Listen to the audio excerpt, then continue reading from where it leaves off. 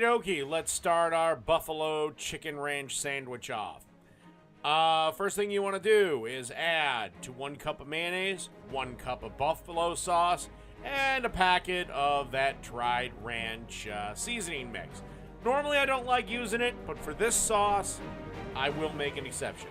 And you just want to kind of stir that around till it's all, smooth and wonderful.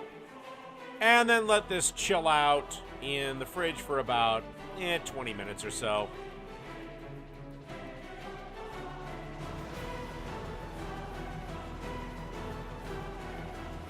Okie dokie. You want to also start maybe getting the oven preheated to 450 degrees, and you want to add about a pound and a half of chopped chicken. Add all of that sauce that's been chilling out in the fridge for the last 20 minutes, and just give this a good little old stir. So remember, about get that oven preheating, 450 degrees, and give this a good old-fashioned stir. And then you want to take a baguette, make it fit your little baking sheet here, and you want to spoon a generous amount of our buffalo chicken mix on 1/2 of the bread.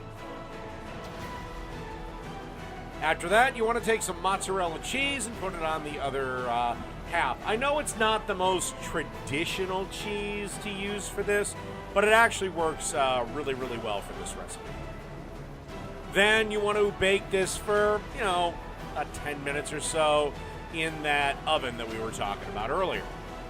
Okay, look at that glorious sandwich fresh from the oven. We're not quite done yet. We're going to add a little bit of red onions cut into little small slivers or pieces, what the fuck ever. You want to add some shredded iceberg lettuce to this. Put the cheese side on the top, cut into 4 equal parts.